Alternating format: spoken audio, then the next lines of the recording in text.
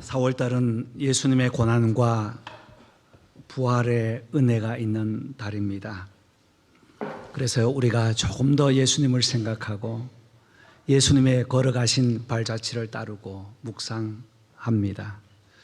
교회에서는 특별한 프로그램은 없지만 여러분과 저가 한 마음으로 하나님의 말씀 복음서를 읽자고 했습니다. 그리고 수요일은 성막을 통해서 예수님의 구약적인 의미가 무엇인지를 또 우리가 실제적으로 성막을 만들면서 공부하고 있습니다.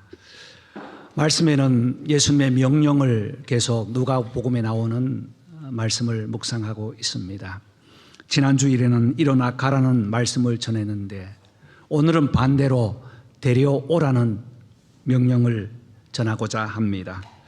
오늘 본문은 한 사람 맹인을 주님께서는 보시고 그에게 은혜를 베풀어서 치유함을 받게 되었습니다.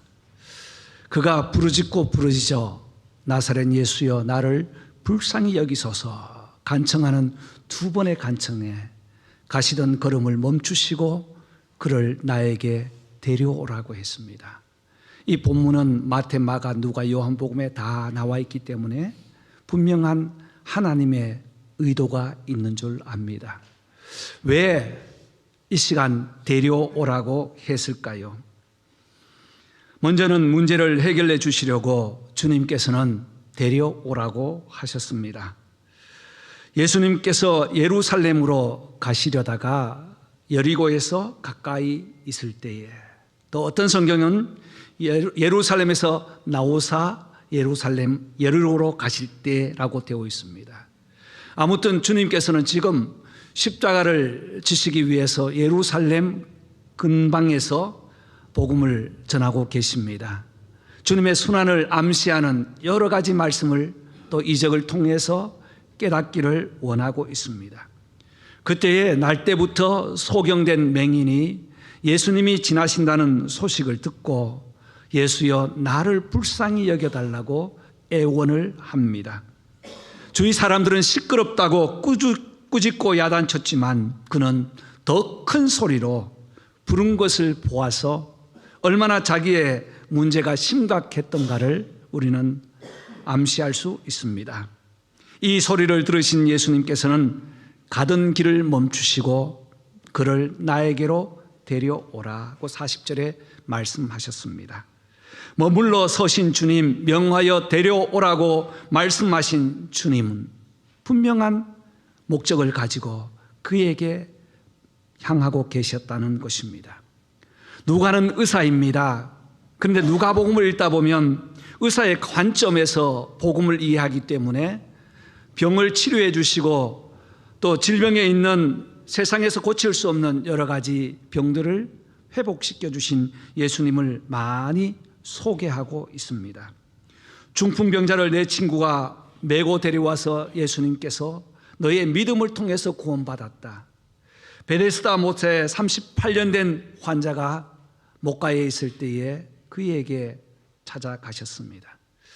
건강하지 못한 사람의 삶은 많은 문제를 안고 있습니다. 중풍병자나 또 앉아서 일어나지 못하는 사람은 그래도 볼 수 있으니 다행이지만 날 때부터 소경은 타인의 도움 없이는 절대적으로 살아갈 수 없는 존재입니다. 하고 싶어도 하지 못하고 보고 싶어도 보지 못하고 표현한들 표현할 수가 없는 것입니다. 그런데 예수님께서는 머물러 서서 데려오라고 하신 것은 그에게 놀라운 이적을 행하기 위해서 그랬습니다. 무엇이라고 하십니까? 찾아오신 주님, 나에게 데리고 오라고 말씀하신 주님, 그 앞에서 무엇을 해주기를 원하느냐고 또 물으셨습니다. 여러분, 데리고 오라고 한다고 해도 스스로 올 수 있는 형편이 없는 사람입니다. 누군가의 도움을 필요했고요. 앞을 보지 못한 이 사람에게 무엇하여 주기를 원하느냐고 물으신 것은 질문다운 질문이 아닙니다. 몇 분의 도움을 요청하기 위해서 나를 불쌍히 여겨달라고 그랬을까요? 아니에요. 날 때부터 이 소경은 이미 앞서 소경을 고쳐주셨다는 예수님의 소식 정보를 다 알고 있었습니다. 그래서 이 소경은 내가 보기를 원합니다. 보기를 원합니다. 이 말은 어릴 때부터 부모에게 했던 말이고 주위 사람들에게 보고 싶다고 했던 그 말이 아니었겠습니까? 주님께서 물으신 것은 문제를 다 알고 계시지만 주님은 입술의 고백을 원하시면서 무엇을 원하느냐고 묻고 계십니다. 여러분, 이 질문은 오늘 우리에게도 성령께서 말씀하십니다. 내가 무엇을 원하느냐? 주위 사람들이 시끄럽다 꾸짖어도 거기에 아랑곳하지 않고 주님을 찾는 그 열심과 주님을 향한 그 마음, 보기를 원합니다. 이 고백을 주님은 오늘 듣기를 원하십니다. 사랑하는 성도 여러분, 저와 여러분에게도 주님께서는 수없이 찾아오시고 나에게 데려오라고, 나에게 나오라고 초청을 많이 하셨습니다. 이번 사순절 기간에는 우리가 주님 앞에 더 가까이 나가서 무엇을 원하느냐고 물으실 때 주님, 내 영이 주를 보기를 원합니다. 내 마음이 주를 보기를 원합니다. 내 삶이 주를 보기를 원합니다. 내 영안이 주를 보기를 원합니다라는 고백이 있는 성도 되시기를 주님의 이름으로 축복합니다. 우리를 부르시고 우리의 관심을 보시고 우리 앞에 머물러 서신 주님께서는 언제나 우리의 문제를 해결해 주시는 줄 믿습니다.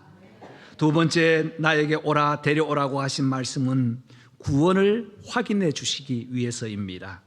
42절입니다. 예수께서 저에게 이르시되 보라, 내 믿음이 너를 구원하였느니라 하시매. 여러분, 맹인은 여리고와 예루살렘의 그 길목에 있습니다. 길목이라는 말은 많은 정보를 듣는 곳이죠. 옛날 우리 같으면 시장통입니다. 시장에 가면 많은 정보를 듣는 것처럼 그가 앉아서 구걸하는 이 장소 역시 많은 정보들이 있는 곳입니다. 그런데 최근에 빅 이슈가 된 것은 바로 예수 그리스도에 대한 이슈입니다. 그분은 병자를 치유하여 주셨대, 기적을 보여주셨대, 물길을 걸으셨대. 그래, 우리 동네 옆에 있는 그 베데스다 못에서 38년 된 병자도 일으키셨대 하는 소식을 다 듣고 있었습니다. 그래서 그에게는 예수여 나를 불쌍히 여기소서, 그 앞에 다윗의 자손 예수여라고 고백을 했습니다. 이것은 바로 그의 신앙관을 볼 수 있어요. 다윗의 자손이라는 것은 메시아가 오실 것을 기대했던 유대인들은 늘 다윗의 자손 메시아가 와서 다윗과 같은 나라를 회복시켜 주기를 원하는 것이 유대인의 마음이고 신앙이었습니다. 그래서 그도 역시 다윗의 자손까지 않고 뭐라고요? 예수여. 예수라는 이름은 구원입니다. 그래서 예수 그리스도는 자기 백성을 저희들의 죄에서 구원할 자라고 마태복음에 태어날 때 이미 주신 이름이요, 태어나기 전에 주신 이름이었습니다. 이 맹인은 앞은 볼 수 없고 사회생활은 할 수 없어도 그의 심중에는 메시아를 기다리는 신앙이 있었습니다. 그는 아마 이사야 35장 5절 말씀을 외웠을 것입니다. 그때의 소경의 눈이 밝아질 것이며 기보거래가 열릴 것이며 안진뱅이가 일어날 것이며 라는 이사야 35장 말씀을 늘 암송했을 수도 있을 것입니다. 그런데 그 메시아가 오늘 우리 동네에 오신다니, 이 기회를 결코 놓치지 않고 다윗의 자손 예수여 기다렸던 그 메시아의 신앙을 가지고 있었습니다. 여러분, 우리의 믿음도 주님은 다시 오셨고 다시 오실 것입니다. 다시 오실 주님을 소망하는 저와 여러분 되기를 소망합니다. 축복합니다. 또한 그는 담대한 믿음을 가졌어요. 그동안 업신여김은 밥 먹듯이 당했지 않겠어요? 사람들 보지 못한다고 걷어찼을 것이고 보지 못한다고 그 앞에서 많은 속임도 했을 것이고 뒤에서 수군거리면서 욕을 했을 것입니다. 그런데 그것까지도 다 참아왔어요. 오늘 나에게 일생에 주어질 단 한 번의 기회, 언제 오실지, 다시 오실지 모르지만 이제 십자가에 죽으시면 다시 만날 수 없는 그분이 오신다는 소식을 듣고 부르짖을 때 주변에서는 시끄럽다고 꾸짖었습니다. 여기 꾸짖다는 말은 그냥 한번 고함친다는 것이 아니에요. 내팽겨치다, 업신여기다, 마치 죽은 시체를 거적대기에서 덮어두다 하는 의미와 같은 거예요. 온갖 수모를 섞어서 감정 섞인 말로 시끄럽다, 전 표현을 못하겠습니다. 그런 감정의 표현도 그는 아랑곳하지 않았어요. 그래서 오늘 다시 더 큰 소리로 다윗의 자손 예수여 나를 불쌍히 여기소서라고 담대하게 외쳤던 것입니다. 이들이, 옆에 있던 무리들이 시끄럽다고 한 데는 또 이유가 있습니다. 당시에는 로마의 지배를 받고 있었어요. 그래서 분봉왕을 세워서 세금을 걷어 로마에 바치도록 했는데 이때 분봉왕이 가장 악독했던 안티파스였습니다. 그런데 안티파스는 교황의 신격을 위해 가지고 사람들에게 지금 광고하고 있는데 다윗의 자손 메시아를 고백하고 노래하면 사형이에요. 핍박이에요. 그래서 더 시끄럽다고 했는지 모르겠습니다. 그럼에도 불구하고 그는 담대했어요. 담대했던 이야기가 요한복음 9장에도 나옵니다. 날 때부터 소경된 맹인에게 주님께서는 진흙을 발라서 이겨주시며 가서 실로암 못에 가서 씻으라고 했습니다. 눈을 떴어요. 그날이 안식일이었습니다. 그래서 바리새인들이 지금 건수를 잡았다고 추궁하기 시작합니다. 그의 부모에게 말을 합니다. 너 아들이 지금 낳게 되었지 않느냐? 그날이 안식일인데 했더니 그 부모가 뭐라고 합니까? 그는 이제 성인이 되었으니 직접 물어보시오라고 했어요. 그래서 결국은 그 회중에서 쫓겨나 버렸습니다. 요한복음 9장 22절 보니까 출교하기로 결의했는데 출교되었어요. 한국에도 시족 문화에서 출교되면 무섭잖아요. 이번에 한국에 큰 화재가 있었는데 저희 고향이에요. 고향 불 다 타버렸어요. 전체가 다 탔어요. 그런데 시족 사회란 말이에요. 여기에서 같은 성씨가 있는데 다른 사람 외부에서 들어온 사람이 있으면 살 수 없는 곳이에요. 유대인도 마찬가지입니다. 유대의 그 시족 그 공동체에서 출교는 매우 무서운 거예요. 매장이에요. 그런데 그가 어떻게 됐을까요? 출교되었습니다. 왜냐하면 9장 35절에 예수께서 그들이 그 사람을 쫓아냈다 하는 말을 듣고 그를 찾아와 만나셨더니라고 했거든요. 출교됐을 때 그 마음 한번 생각해 보자고요. 이제 좀 눈 떠서 살만하니까 사람들에게서 배척당했어요. 그런데 그때도 예수님은 결코 잊지 않으시고 버리지 않으시고 다시 찾아오셨다는 거예요. 담대한 믿음을 가질 때는 어떤 환경의 지배를 받지 않고 하나님의 은혜로 주님을 바라보고 살 수 있다는 것입니다. 그러므로 오늘 주님께서 내가 무엇을 원하느냐고 했던 것은 바로 구원에 대한 확신을 주시기 위함인 줄 믿습니다. 여러분, 구원은 우리의 입술을 통해서 확신할 때에 이 땅에서 확신으로 살아갈 수 있게 되는 줄 믿습니다.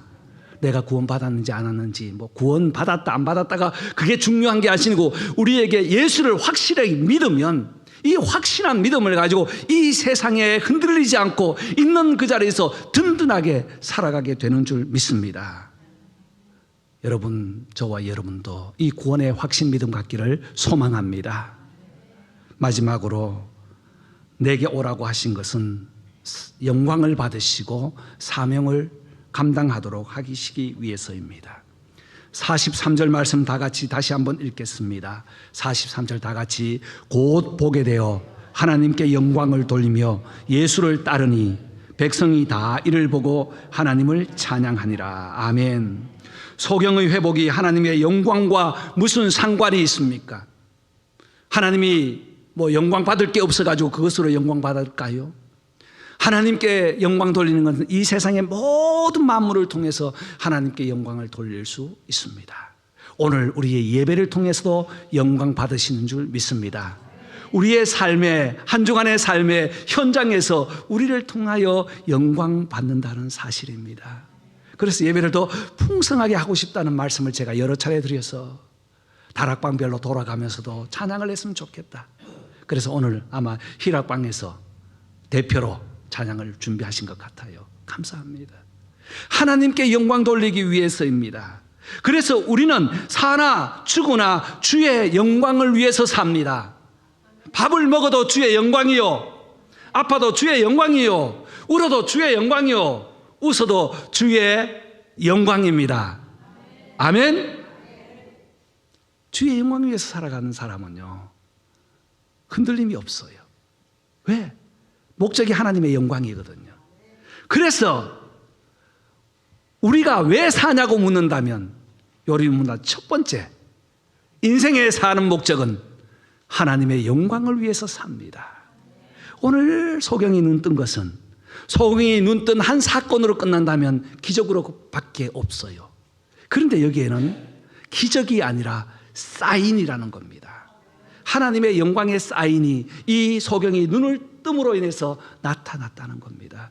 이 하나님의 영광이 어두운 세상에 마치 소경이 눈을 뜨는 것처럼 십자가의 죽으심으로 인하여서 다시 부활하고 살아날 때 믿음으로 영광의 눈을 뜨는 것처럼 영광스러운 일이 바로 오늘 사건이 되는 것입니다.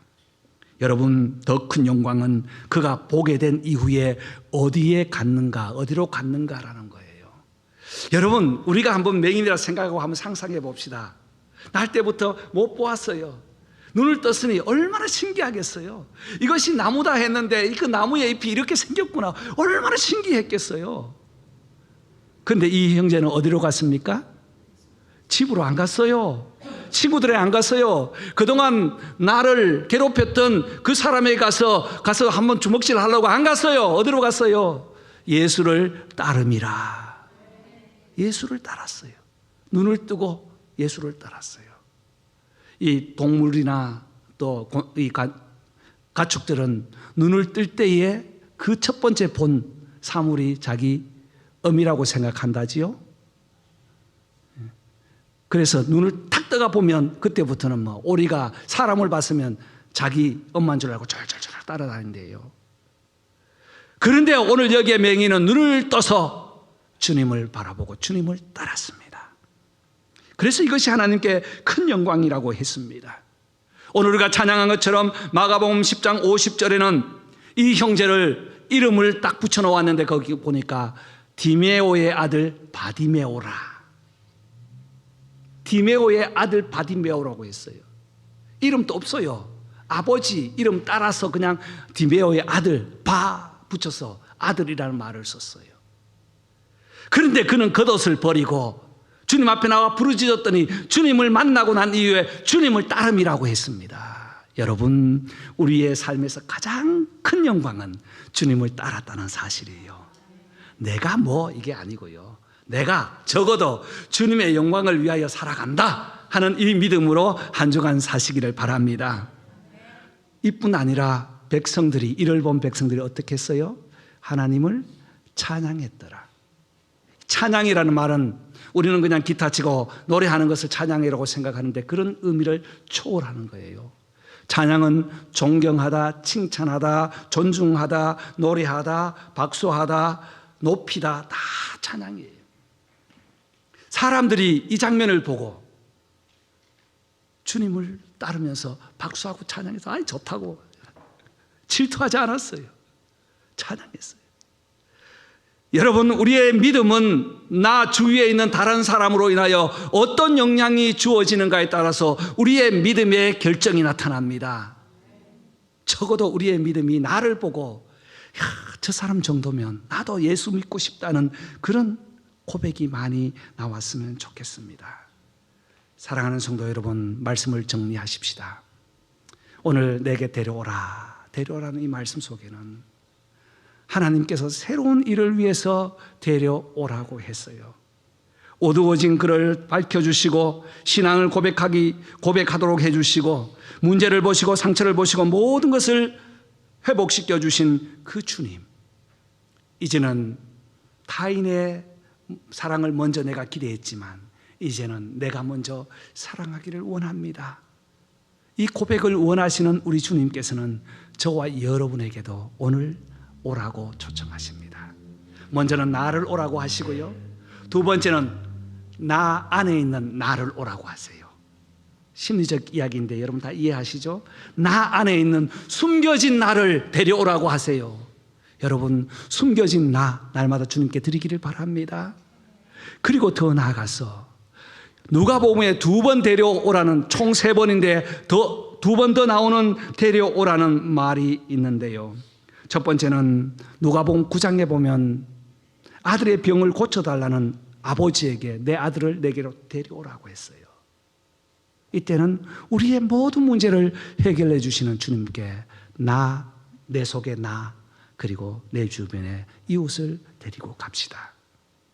두 번째 주님께서 데려오라고 했던 것은 누가복음 14장 21절 보면 잔치를 벌여놓고 잔치에 초대했지만 사람들이 다 못 온다고 하니까 길거리 가서 사람을 데려오라고 했어요. 천국을 위해서, 하나님의 영광을 위해서 이웃 주변을 주님께로 인도하는 저와 여러분 되기를 바랍니다. 나로 인하여 주변이 얼마나 변화되고 있습니까? 오늘도 우리를 초청하시는 주님께 감사한 마음으로 영광 돌리는 저와 여러분 되시기를 주님의 이름으로 축복합니다.